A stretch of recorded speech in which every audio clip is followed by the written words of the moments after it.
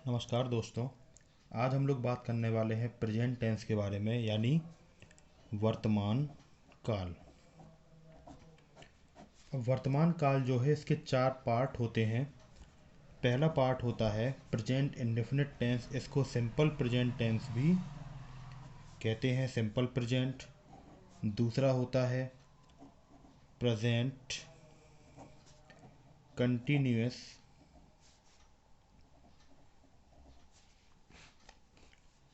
तीसरा होता है प्रेजेंट परफेक्ट। और चौथा होता है प्रेजेंट परफेक्ट कंटिन्यूअस। ये इसके चार भाग होते हैं। तो सबसे पहले बात करते हैं हम लोग। इसमें हम सिर्फ बात करेंगे सिंपल प्रेजेंट टेंस के बारे में, कि ये जो सिंपल प्रेजेंट टेंस होता है ये क्या होता है। तो क्योंकि हम लोग कॉम्पिटिटिव एग्ज़ाम संबंधित बात कर रहे हैं, तो ये मान के चलेंगे कि बहुत सी चीज़ें आप लोगों से पहले से बनती हैं। हम यहाँ पे सिर्फ रूल के हिसाब से आपको समझाएंगे। तो पहले तो इसका स्ट्रक्चर समझ लेते हैं। स्ट्रक्चर किस टाइप का होता है। तो ये होता है subject plus verb plus verb का थर्ड फॉर्म प्लस ऑब्जेक्ट। अब ये क्या है, ये देखिए use of simple present tense. तो इसका जो रूल नंबर 1 है वो है कि सिंपल प्रेजेंट टेंस का प्रयोग हैबिचुअल, क्या हैबिचुअल या रेगुलर रिपीटेड एक्शन के लिए किया जाता है। जो चीज़ हम रोज करते हैं, डेली अगर कोई चीज़ हम करते हैं, तो इसके लिए प्रेजेंट इंडेफिनिट टेंस या सिंपल प्रेजेंट टेंस का यूज़ किया जाता है। जैसे Mukesh goes to bed at 10 PM। Mukesh सोने के लिए 10 बजे बिस्तर पर जाता है, या बिस्तर पर 10 बजे जाता है। उसकी आदत है, रोज हो रही है ये चीज़। इसके बाद ही always comes here on Sunday. वो हमेशा यहाँ रविवार को ही आता है। ठीक है। या ही टेक्स टी विदाउट शुगर। ही टेक्स टी विदाउट शुगर। वो चाय बिना शक्कर की पीता है या लेता है। या फिर आई लिव एट पन्ना। मैं पन्ना में रहता हूँ। अब ये चीज़ तो रोज़ होने वाली है, तो इसको प्रेजेंट इंडेफिनिट टेंस के अंतर्गत कहते हैं। अब देखिए, सामान्यता जो समय सूचक क्रिया होती है या टाइम एक्सप्रेसिंग एडवर्ब्स होते हैं, जैसे देखिए समय सूचक अभिक्रिया कौन कौन सी होती हैं। तो वो होती है ऑलवेज, ऑफ्टन,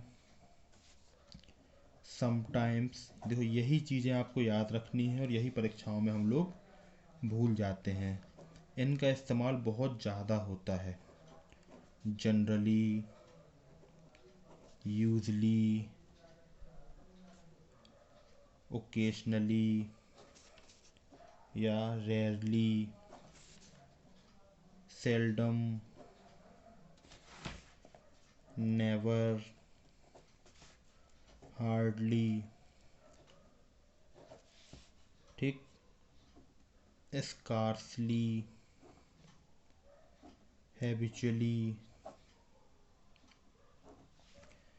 डेली, एवरी, और every night, every morning, every evening, और twice a day, thrice a day, twice a month. इस तरीके के जितने भी शब्द हैं ये हैबिचुअल या रेगुलर शब्द कहलाते हैं, और इन्हीं को समझाने के लिए एडवर्ब का प्रयोग सिंपल प्रेजेंट टेंस में किया जाता है। ठीक है। जैसे एक इसका एग्जाम्पल इसका भी देख लेते हैं। जैसे ही always comes here at night. He always comes here at night. वो यहाँ हमेशा रात में ही आता है। इस तरीके के जो शब्द हैं या सेंटेंसेस हैं वो प्रेजेंट इंडेफिनिट टेंस या सिंपल टेंस के होते हैं। तो अगर आपको ये टेंस ऐसा दिखाई देते हैं कहीं पर तो आप उनको आसानी से पहचान सकते हैं। अब बात करते हैं रूल नंबर 2 की। क्या होता है? तो इस टेंस का प्रयोग यूनिवर्सल ट्रुथ, प्रिंसिपल या परमानेंट एक्टिविटीज को एक्सप्रेस करने के लिए किया जाता है। किस चीज़ के लिए? Universal truth. अब जो यूनिवर्सल ट्रुथ होता है उसके लिए जो सिद्धांत होते हैं, प्रिंसिपल्स के लिए, ये जो परमानेंट एक्टिविटीज़ होती हैं, जैसे यूनिवर्सल ट्रुथ क्या है? The sun rises in the east. The sun rises in the east. या man is mortal. या water boils at 100 degree centigrade या 100 डिग्री सेल्सियस। तो इस तरीके की सभी चीज़ें प्रेजेंट इंडेफिनिट टेंस में होती हैं। अब बात करते हैं रूल नंबर 3 की। इस टेंस का प्रयोग पोसेसन या अधिकार को एक्सप्रेस करने के लिए भी किया जाता है। अधिकार को पोसेसन भी कहा जाता है और इसको एक्सप्रेस करने के लिए भी इस टेंस का यूज किया जाता है। जैसे I have a car, I have a car. या फिर this pen belongs to me. यह पेन मुझे बिलोंग करता है, यह पेन मेरा है। तो इस तरीके के सेंटेंसेस भी प्रेजेंट इंडेफिनिट टेंस या सिंपल प्रेजेंट टेंस में आते हैं। अब बात करते हैं रूल नंबर 4 की। इस टेंस का प्रयोग मेंटल एक्टिविटी, क्या? मेंटल एक्टिविटी, इमोशंस, फीलिंग्स को एक्सप्रेस करने के लिए भी किया जाता है। किसको? मेंटल एक्टिविटी, इमोशंस और फीलिंग को। जैसे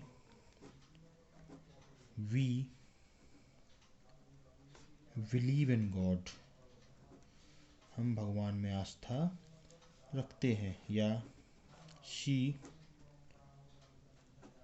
ट्रस्ट इन हिम, वो उस पर भरोसा करती है। इस टाइप के जो भी सेंटेंस होते हैं उन सब पे इसका यूज़ किया जाता है।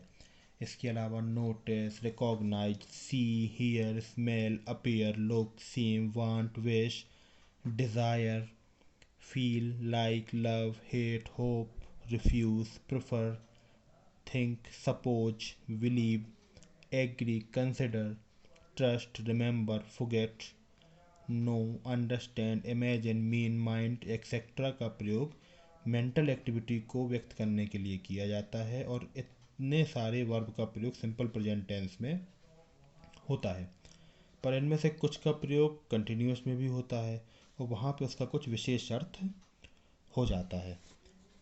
इस वीडियो का आखिरी rule, rule number 5। Simple present tense का प्रयोग आने वाले समय में होने वाले फिक्स प्रोग्राम तथा फिक्स प्लान को एक्सप्रेस करने के लिए भी होता है। जैसे the college reopens, the college reopens in October, the college reopens in October. ठीक, कंफर्म हो गया आगे आने वाला प्लान। या फिर he goes to Chennai next month, वो चेन्नई अगले मंथ, वह अगले महीना चेन्नई जाएगा। ये भी सिंपल प्रेजेंट टेंस कहलाता है। तो इस वीडियो में हमने प्रेजेंट टेंस के या सिंपल प्रेजेंट टेंस के 5 रूल पढ़ लिए हैं।